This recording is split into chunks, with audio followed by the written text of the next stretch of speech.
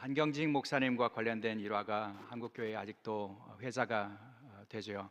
한경직 목사님은 한국교회의 대표적인 장로교회라고 할 수 있는 서울 영락교회를 목회를 하셨고요. 그리고 이분은 그 목회자로 사는 동안에 청빈한 삶을 실천하셨고 경건한 삶을 사신 분이셔서 많은 분들이 존경했던 분이시죠. 이분이 은퇴를 하신 다음에는 그 남한산성 옆에 아주 작은 집을 구하셔서 그곳에서 여생을 사셨는데요.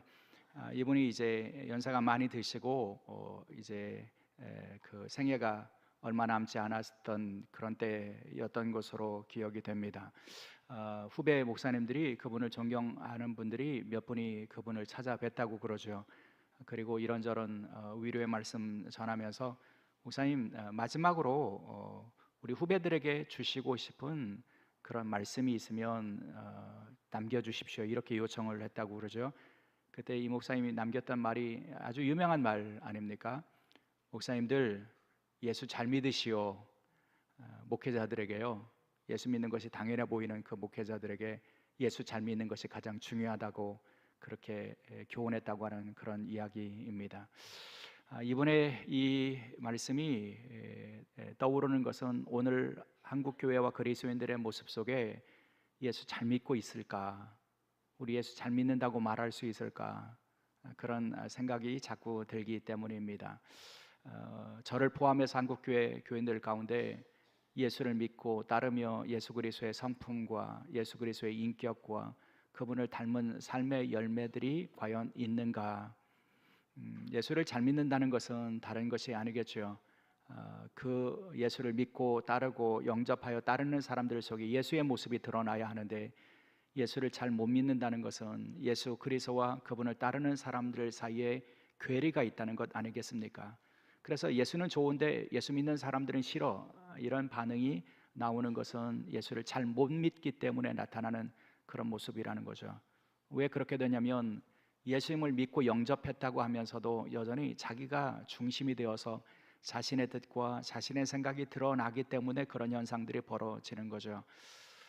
최근에 한국 사회에서 한국을 구하자, 이런 거창한 캐치프레이즈를 걸고 전국을 돌아다니면서 구국기도회 하시는 분들이 계세요.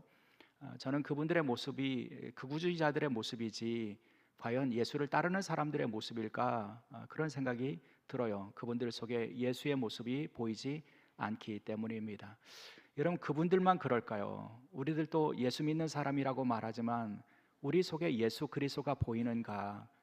내가 믿고 영접하고 따른다고 말하는 예수 그리스도의 모습이 드러나지 않고 우리의 삶의 열매를 통해서 예수의 성품과 인격과 향기가 드러나지 않는다면 우리는 예수를 잘 믿는 사람이라고 할 수가 없게 되지 않겠습니까? 반면에 여러분, 예수를 잘 믿는 사람들에게 나타나는 특징이 있어요. 그것은 뭐냐면 세상의 사람들과는 구별된, 세상의 사람들과는 그 다른 어떤 가치를 따르게 되어 있다는 거죠. 예수를 믿고 예수님을 영접해서 예수님이 내 삶의 주가 되시고 내 삶의 인도자가 되신다고 한다면, 여러분, 우리는 세상의 사람들이 추구하는 성공, 부, 명예, 이런 것 대신에 예수님이 기뻐하시는 것, 예수님이 이 땅의 삶을 사시면서 추구하셨던 것, 그런 것을 추구하고 살 수 있게 된다는 거죠. 그리고 그런 사람들에게 나타나는 모습은 뭐냐면 세상 사람들이 다 추구하는 성공과는 다른 초월적인 가치들을, 참된 가치들을, 변하지 않는 가치들을, 아름다운 가치들을 삶의 목표로 삼고 살아가게 되어 있다는 거죠. 그 랄프 waldo 에머슨이라고 하는 분이 쓴 시 가운데 성공이란 무엇인가라고 하는 작품이 있어요. 제가 참 좋아하는 그런 작품이에요. 이 시에 보면 이런 대목이 나와요. 자기가 태어나기 전보다 세상을 조금이라도 살기 좋은 곳으로 만들어 놓고 떠나는 것, 자신이 한때 이곳에 살았음으로 해서 단 한 사람의 인생이라도 행복해지는 것, 이것이 진정한 성공이다. 여러분, 이분은 진정한 성공이 무엇인지를 이야기해요. 여러분, 세상의 모든 사람들이 얘기하는 성공처럼 돈을 많이 벌거나 지위가 높아지거나 권력이 있거나 명예를 얻거나 그런 거 성공 아니고요. 이 사람이 생각하는 성공은 다른 것이 아니라 내가 세상에 와서 이곳에서 살았음으로 말미암아 세상이 그전보다 조금 더 살기 좋은 것으로 바뀌는 것, 그리고 내가 이 땅에 살았음으로 인해서 단 한 사람이라도 행복감을 누릴 수 있게 하는 것, 이것을 성공이라고 여기고 그렇게 살았다는 거죠. 여러분, 그런 성공의 목표를 가지고 살아가는 사람들이 세상 사람들이 만들어 놓은 성공의 신드롬에 이끌려서 거기에 휩쓸리고 저기에 휩쓸리고 그렇게 살겠습니까? 그런 사람들은 삶의 목표가 분명하고 그래서 세상의 사람들과는 차원이 다른 삶의 열매를 구하면서 살지 않겠습니까? 최근에 우리 사회를 덮고 있는 그런 문화적인 흐름, 또 세태의 흐름을 흔히 성공 신드롬에 휩쓸린 그런 사회라고 그렇게 분석하죠. 여러분, 성공이라고 하는 것, 우리 사회가 지향하는 성공이라고 하는 것은 무엇을 동반하냐면 경쟁을 동반하게 되어 있습니다. 여러분, 그 경쟁이 어디서부터 시작됩니까? 3살, 4살 어린 아이들로부터 시작이 됩니다. 3살, 4살 때부터도 학원을 보내고요, 공부를 시키고요, 영어를 공부시키고요, 수학을 공부시키고요. 여러분, 그래서 앞서가야 된다는 거예요. 앞서가도록 그렇게 아이들에게 투자를 하는 것이 당연하다고 여기고 그렇게 산다는 거죠. 여러분, 그러다 보니까 어느 다큐멘터리에서 그렇게 분석을 하는데요, 왜 우리 사회의 둘째 자녀들이 사라져 버렸나? 여러분, 그 중에 가장 큰 원인은 자녀들의 사교육 위에 몰빵하는 부모들 때문이다, 이렇게 얘기를 하지 않습니까? 자녀 하나 키우기도 급급한 거예요.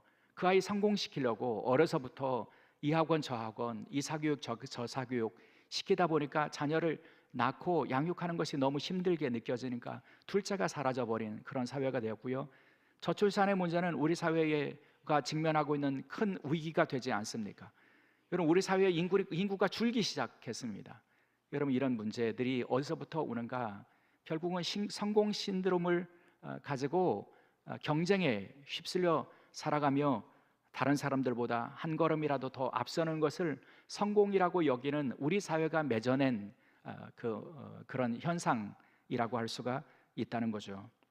그런 사회에서 살아가는 그리스도인들이 예수를 잘 믿고 따른다면 그들에게 나타나는 현상은 무엇이어야 하냐면, 그들이 따라가는 세상의 사람들이 추구하는 것과는 다른 가치를 추구할 줄 알아야 한다는 거죠.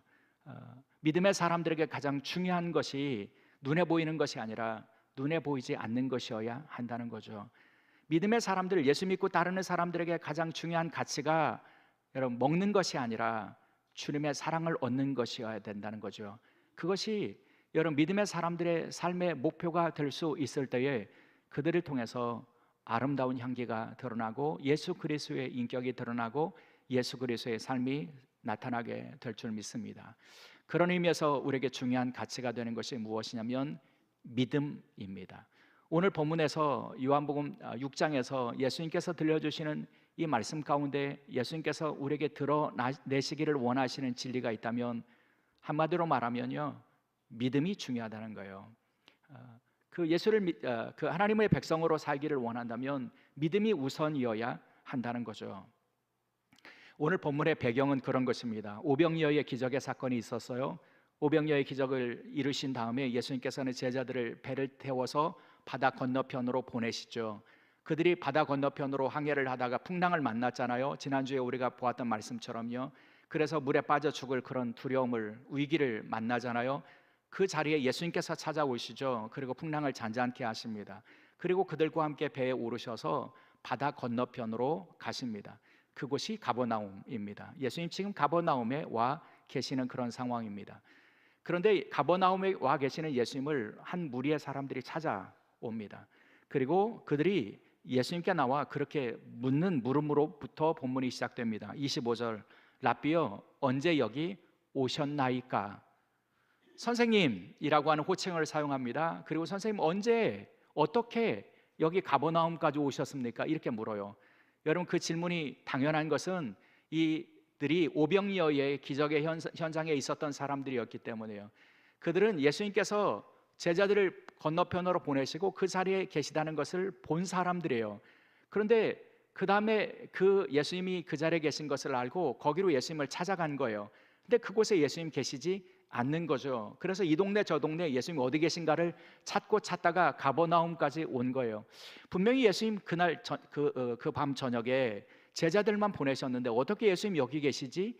그런 이렇게 묻는 거죠. 예수님 어떻게 여기 계십니까? 언제 여기에 오셨습니까? 이렇게 묻는 거죠. 그 물음에는요, 왜 예수님 여기에 어떻게 오셨는지를 묻는 물음 이상의 의미가 담겨져 있는데, 자신들이 예수님을 찾기 위해서 수고하고 노력한 것을 인정해 달라고 하는 마음도 거기에 담겨져 있어요. 예수님 찾느라고 참 힘들었잖아요. 이런 느낌이 그들의 말 속에 담겨져 있는 거예요. 예수님 찾으려고 이 동네도 가고 저 동네도 가고 예수님 찾아서 이곳저곳을 헤맸는데 보이지 않았습니다. 그래서 여기까지 온 것 아닙니까? 예수님 찾기 위해서 수고한 것을 예수님이 기억해 주세요. 이렇게 예수님 앞에 말하고 있는 거죠. 여러분, 그 무리들의 바램대로 한다면 예수님께서 칭찬하셔야 합니다. 아, 그랬구나, 수고했구나, 나에게 오기 위해서 정말 많이 애썼구나. 여러분, 그렇게 칭찬하셔야 되는데 예수님께서는 도리어 냉정하게 반응하십니다. 26절의 말씀 이렇게 말씀하죠. 너희가 나를 찾은 것은 표적을 본 까닭이 아니요 떡을 먹고 배부른 까닭이로다. 예수님은 그들이 예수님을 왜 찾아왔는지, 그들이 예수님을 찾은 동기가 무엇인지를 아셨어요. 예수님을 찾아온 동기가 그들이 표적을 보았기 때문이 아니라 예수님이 주었던 떡을 구하기 위해서라고 말씀하시는 거예요. 표적이라고 하는 것은 무엇입니까? 예수님이 메시아이시고 그리스도라고 하는 것을 보여주는 그런 증거, 표징이 되는 것, 이게 표적이죠. 그러니까 오병이의 기적을 통해서 예수님 메시아이시구나, 그러니 그분에게 가야 되겠구나, 그분이 주시는 구원과 자유함을 예수님을 통해서 얻어야겠구나, 그래서 예수님 앞에 온 것이 아니라는 거예요. 그들이 예수님 앞에 온 목적은 떡을 먹고 배불렀기 때문이다. 그러니 또 다시 떡을 구하기 원하면서 예수님 앞에 온 것이라고 하는 거죠. 예수님 앞에 온 동기가 그렇다는 겁니다. 떡을 구하는 것, 먹을 것을 얻는 것, 풍성함을 얻는 것, 풍요로움을 얻는 것. 여러분, 이것이 예수님을 찾는 무리들의 동기였는데 예수님께서는 그런 무리들의 모습을 기뻐하지 아니하시고요, 도리어 그들을 향해서 책망하시면서 이렇게 교훈하시죠. 27절에 썩을 양식을 위하여 일하지 말라, 영생하도록 있는 양식을 위하여 하라. 이 양식은 인자가 너에게 주리니 인자는 아버지 하나님께서 인치신 자니라. 여러분, 예수님의 말씀은 분명하죠. 너희들이 다시 썩을 먹고 다시 배고플 수밖에 없는, 먹을 때만 포만감이 있고 먹을 때만 배부르지만 곧 다시 배고픔에 이를 수밖에 없는 그 썩어질 양식을 위해서 나를 찾고 하나님의 일을 하고, 그렇게 하지 말라는 거예요. 하나님의 일을 하고 나를 찾는 목적이 그 먹는 것에 있어서는 안 된다는 거죠. 예수님을 찾는 목적은 무엇이 되어야 되냐면 영생하도록 있는 양식을 위하여 하라. 영생하도록 있는 이라고 하는 이 표현은 영원한 생명을 존속해 해줄 수 있는 그런 의미예요. 그러니까 그것을 먹으면 영생을 얻을 수 있게 하는 양식, 그러니까 영생의 떡, 영생의 양식, 이것을 위해서 그렇게 하라, 그것을 위하여 나를 찾으라, 이렇게 말씀해 주시고 있다는 것이죠. 여러분, 그러자 이 무리들이 뭐라고 대답하냐면 그 영생하도록 있는 떡이면 얼마나 더 좋겠습니까? 그것을 얻기 위해서 우리는 무엇을 해야 합니까? 이렇게 물어요. 28절인데요 그들이 묻되 우리가 어떻게 하여야 하나님의 일을 하오리까? 그 영생하도록 얻는 떡을 얻는 그 일을 위해서는 무슨 일을 해야 주님께서 우리에게 그 영생하도록 있는 영생의 떡을 주십니까? 이렇게 묻는 거죠. 근데 여기 눈여겨봐야 될 표현이 하나가 나오는데요, 그것은 뭐냐면 하나님의 일이라고 하는 이 표현이에요. 어떻게 하여야 하나님의 일을 할 수 있습니까? 이렇게 묻는 거죠. 영생의 떡을 얻기 위해서, 구원을 얻기 위해서 우리가 어떤 하나님의 일을 해야 하느냐고 묻는 거예요. 그런데 여기 헬라어 성경에서 읽어보면요, 여기 하나님의 일이라고 하는 표현에서 일이라고 번역되는 단어는 그 에르가입니다. 에르가라고 하는 이 단어는 에르곤이라고 하는 행위와 일을 의미하는 에르곤의 복수형으로 되어 있어요. 그러니까 무리들이 예수님께 묻는 이 장면을 그 어감을 살려서 해석하면 그런 거예요. 주님이 주시는 그 참된 생명, 그리고 영원하도록 있는 그 양식, 그것을 얻으려면 우리가 무슨 일들을 해야 합니까? 이렇게 묻는 거예요.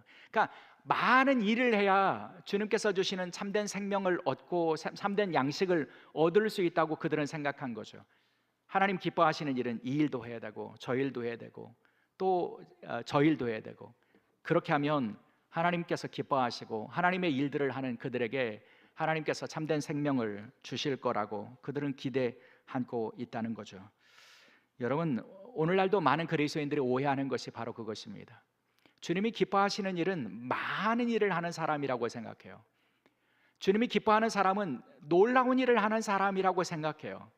그래서 이 일도 하고 저 일도 해야 된다고 생각해요. 그래야 하나님 기뻐하시고, 그래서 주님이 주시는 것으로 내가 채워질 수 있다고 생각한다는 거죠. 여러분, 사람들은 특별히 많은 그리스도인들은 위대한 일을 기대하고 위대한 일을 시도하라라고 하는 그 윌리엄 캐리라고 하는 분의 이 말을 그들의 삶의 신조로 삼고 살아가는 경우들이 굉장히 많아요. 위대한 일을 꿈꿔요. 위대한 일을 기대해요.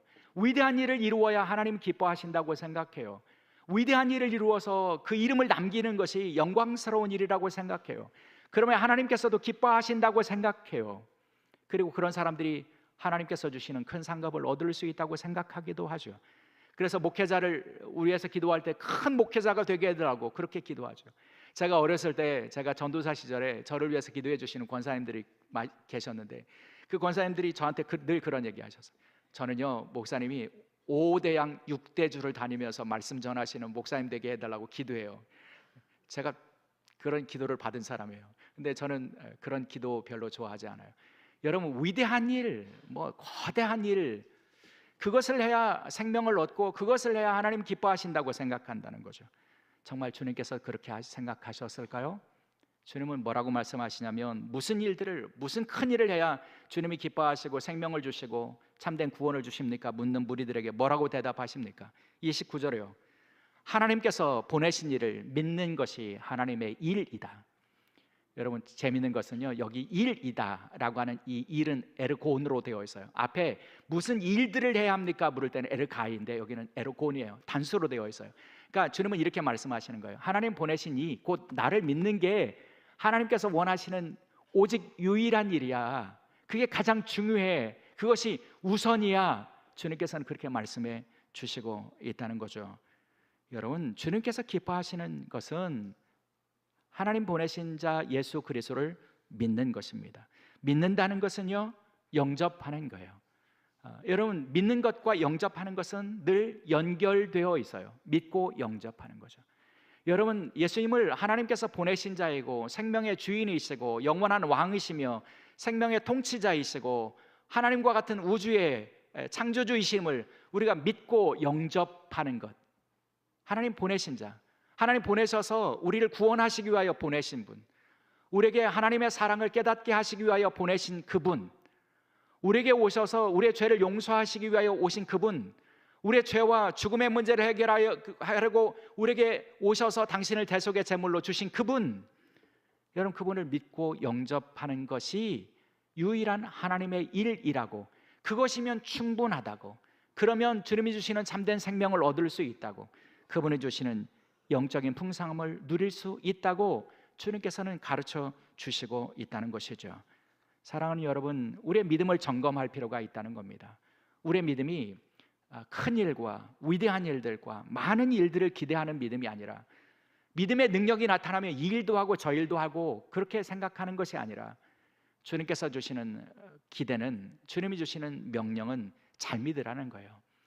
예수님 잘 믿고 영접해서 그분이 주인 되시는 삶을, 그분의 뜻을 이루는 삶을 살면 족하다, 이렇게 말씀해 주시는 거죠. 그래서 예수님이 이렇게 말씀하십니다. 요한복음 1장 12절, 영접하는 자, 그 이름을 믿는 자에게는 하나님의 자녀가 되는 권세를 주시느니라. 여러분, 하나님의 자녀가 되는 권세, 여러분, 부족함이 없는 것 아닙니까? 내가 하나님의 아들인데요, 하나님의 딸인데요. 그런데 그 권세는 어떻게 주어진다고요? 영접하는 자, 곧 그분을 믿고 받아들여서 그분이 주인 되시는 삶을 사는 사람이면 족하다, 이렇게 말씀해 주시죠. 사도 바울도 생명과 구원의 길을 뭐라고 말씀하십니까? 사도행전 16장 31절, 주 예수를 믿으라, 그리하면 너와 내 집이 구원을 얻으리라. 구원을 받는 데는 다른 조건이 필요 없어요. 그냥 예수를 믿고 영접하면 된다는 겁니다. 예수를 믿고 영접하고, 그래서 주님과 교통하고 주님의 뜻을 깨닫고 주님의 사랑을 깨닫고, 그래서 그 주님의 뜻을 따라서 순종하며 살아가면 된다고 말씀해 주시는 거죠. 결국 믿는다는 것은 영접하여 주님과의 새로운 관계 안에서, 주님과의 새로운 사랑의 관계 안에서 살아가는 것이라고 정의할 수 있다는 거죠. 레너드 스윗이라고 하는 영성신학자가 관계의 영성이라고 하는 그분의 저서에서 그런 이야기를 해요. 성경이 말하는 믿음은 천국 가는 영적인 길이나 위급할 때 분발하려고 내는 내적 각오가 아니다. 우리의 칭의를 유혹해 하는 하나님의 지적인 역량도 아니다. 오직 성경이 일관되게 정의하는 믿음은 기본적으로 하나님과 이웃, 세상 그리고 자연과 맺는 일련의 신뢰 관계이다. 여러분, 믿음은요 관계라는 거예요. 믿음은요 신뢰 관계를 맺고 살아가는 것이죠. 하나님과 이웃과 세상과 자연과 새로운 신뢰의 관계, 새로운 사랑의 관계를 맺고 살아가는 것, 이것이 성경이 일관되게 말씀하는 믿음이라는 거죠. 그래서 레너드 스윗은 이 믿음을 강조하면서 이렇게 얘기해요. 하나님은 우리를 왜 창조하셨을까? 답은 하나뿐이다. 관계를 위해서이다. 여러분, 하나님께서 우리를 창조하신 목적은요 하나님과의 관계, 하나님과의 사랑의 관계, 특별한 사랑의 관계를 우리가 경험하고 주님과 그 사랑의 관계를 맺고 살아가기를 원하시기 때문이라는 거죠. 에덴 동산을 기억하십니까? 에덴 동산에 하나님께서 아담을 지으셨잖아요. 그리고 그 아담이 있는 에덴 동산에 예수님께서 하나님께서 찾아오셔서 에덴을 거니시잖아요. 그리고 아담과 대화를 나누시는 모습을 보여주시잖아요. 여러분, 이 말씀 묵상하다가 저는 그런 생각이 들었어요. 하나님께서 아담을 그 첫 세상에 에덴에 지으시고 그에게 기대하신 것이 무엇일까? 그에게 어떤 육체적인 큰 능력이 있기를 기대하셨다면 아담을 우리와 닮아 있는 모습으로 지으지 않으셨을까요? 거인처럼 만드셨거나 황소처럼 만드셔서 아담에게 육체적인 노동이 필요하셨다면, 그 노동력이 필요하셨다면 우리보다 훨씬 크게 만드셔야 되지 않겠습니까? 아담에게 어떤 지혜를 원하셨다면 솔롬보다 더 똑똑한 사람으로 지으셨지 않으셨겠습니까? 그런데 하나님께서는 아담을 그저 평범한 인간으로 지으셨다는 거죠. 왜 그럴까요? 여러분, 하나님께서 사람에게 기대하시는 것은 놀라운 능력이나 지혜나 힘이나 권능이나 이런 거 아니라는 거죠. 도리어 우리의 연약함을 깨닫고 하나님을 인정하고 하나님께서 나를 찾아오신 것을 기뻐하고 하나님의 사랑을 감사하고, 그래서 하나님과 교통하며 살아가는 것을 하나님께서 원하신다는 거예요. 그것이 우리를 지으신 목적이고요. 그래서 하나님께서 우리에게 가장 원하시는 모습은 뭐냐면 그분과의 사랑의 관계라고 말씀해 주신다는 거죠.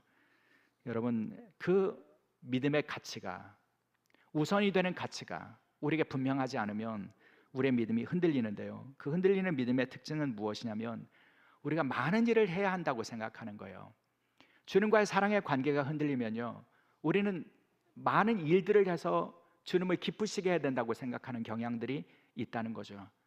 여러분, 그러나 주님께서는 그것을 원하시는 분이 아니십니다. 주님께서 우리에게 가장 원하시는 것은 내가 너를 원한다고, 너와의 시간을 원한다고, 너와 함께 하기를 원한다고, 너와 특별한 인격의 관계, 사랑의 관계를 맺고 너와 교통하며 살기를 원한다고, 내가 너 안에 있고 네가 내 안에 있는 그 사랑의 일치, 연합, 그 안에서 네가 살기를 내가 원한다고 말씀해 주시는 거죠. 성경에서 정말 위대한 사람이지만 주님께 칭찬을 받지 못했던 인물이 저는 마르다라고 생각해요. 여러분, 마르다가 얼마나 훌륭합니까? 주님을 사랑한 여인이었어요. 주님을 위해서 자신이 무엇을 할 수 있을까를 생각했던 여인이고요, 열심히 일한 여인이에요. 그런데 여러분, 마르다에게 주님께서 칭찬하지 않으셨어요. 내가 너의 집에 들어온 것은 네 밥 먹으러 온 것이 아니다, 이렇게 말씀하시잖아요. 너는 내 곁에 있어서 나와 눈과 눈을 맞추고 내 입에서 나오는 음성을 네가 듣고 기뻐하며 너와 교제하는 것이 내가 이 집에 들어온 목적이라고 말씀해 주시잖아요. 그래서 칭찬받은 사람이 누구입니까? 마리아 아닙니까? 그 자리에 있었잖아요. 주님을 만나는 자리, 주님을 경험하는 자리에 있었기 때문에 주님께서 기뻐하시는 모습을 보여주셨다는 거죠. 사랑하는 여러분, 우리의 신앙을 한번 점검해 보세요. 내가 주님과의 사랑의 관계를 기뻐하는가? 나는 주님께 구하는 것은 주님의 사랑의 음성을 듣고 주님과 교통하는 것입니다. 주님이 있으면 충분합니다. 주님의 사랑이면 충분합니다. 이런 마음을 가지고 살아가는지를 점검할 필요가 있다는 거예요. 아니면 우리가 뭔가를 해야 될 것처럼, 내가 많은 일을 해야 주님이 기뻐하시는 것처럼 생각한다면, 여러분, 우리는 다시 믿음의 우선순위를 우리는 새롭게 할 필요가 있다는 거죠. 얼마 전에 제가 제 방에 앉아서, 책상에 앉아서 무슨 일인가를 하다가 눈을 들었는데 2월달, 제 방에 있는 2월달 계획표에 눈이 갔어요. 근데 보다가 제가 깜짝 놀란 게 있는데요, 2월달의 계획표 중에 공란으로 되어 있는 날이 어느 주일, 어느 주 월요일 하루밖에 없는 거예요. 다른 날은 무슨 모임이 그렇게 많고 회의가 많고 정해진 일들이 많은지 제가 깜짝 놀랐어요. 그리고 그렇게 일에 치여서 많은 일들을 하는 것이 주님이 기뻐하시는 일일까 하는 것을 묻기 시작했어요. 왜냐하면 제가 일이 많아지면서 기도가 소홀해지고, 기도 가운데 내가 하나님 앞에 있고 하나님의 사랑의 음성을 듣고 주님과 인격적으로 교통하고 주님을 기뻐하는 시간보다는 이 일을 생각하는 시간들이 더 많아진다는 것을 자각했기 때문이에요. 오늘은 무슨 일을 해야 되는데 그 일은 어떻게 해야 될까? 물론 하나님께 지혜를 구하는 것이 마땅한 일이긴 하지만 일에 매몰되고 일에 생각이 가 있고 그러다 보면 주님을 놓쳐버리는, 그래서 기도를 하면서 주님이 주시는 그 사랑의 풍성함과 평안함과 기쁨과 이런 것을 놓쳐버리는 저 자신의 모습을 발견한 적이 있습니다. 사랑하는 여러분, 주님께서 기뻐하시는 일이 무엇일까요? 우리가 이 세상에서 많은 일들을 할 때 우리에게 너에게 참다운 하늘로부터 주는 양식을 주겠다 이렇게 말씀해 주시지 않습니다. 나는 하늘로부터 내려와서 너에게 참된 양식을 주러 왔는데 하나님이 보내신 이 곧 나를 믿는 것이 곧 하나님의 일이다, 이것이면 충분하다, 이렇게 말씀해 주시고 있기 때문이죠. 저와 여러분의 삶에서 그리고 믿음의 여정에서 가장 중요한 것을 놓치지 않을 수 있기를, 그런 지혜를 가질 수 있기를 주의 이름으로 축원합니다. 주님을 구하고 주님과의 사랑의 관계 안에서 그 사랑의 음성을 듣고 교제하고 주님의 그 인격을 닮아가는 그런 삶을 살아가는 믿음의 종들이 되어서 우리를 통해서 주님의 향기가 드러나고 우리 안에는 주님 주시는 영적인 풍성함들이, 능력들이, 세상을 이길 수 있는 그 지혜와 능력들이 넘쳐날 수 있는 믿음의 종들이 될 수 있기를 주의 이름으로 축원합니다. 기도하시겠습니다. 믿는 것이 하나님의 일이라고 하신 주님의 그 음성과 그 음성의 메아리를 저희들이 늘 기억하게 도와 주옵소서. 분주함을 가지고, 분주함의 믿음의 적이라고 하는 그 말씀을 주님, 저희들이 알면서도 분주함에 빠지지 않게 도와 주옵소서. 주님을 놓치지 않게 도와 주옵소서. 주님과의 사랑의 관계를, 친밀함을, 인격적인 교제를, 대화를 주님 기뻐하고 살아가는 저희가 될 수 있도록 주여 도와 주옵소서. 그래서 믿음을 가장 우선순위에 두고 살아가는 주의 종들이 되게 도와주셔서 그 믿음의 능력과 풍성함으로 세상을 이기는 주의 종들이 될 수 있도록 은총을 더하여 주옵소서. 감사하오며 우리 주 예수 그리스도의 이름으로 기도드리옵나이다. 아멘.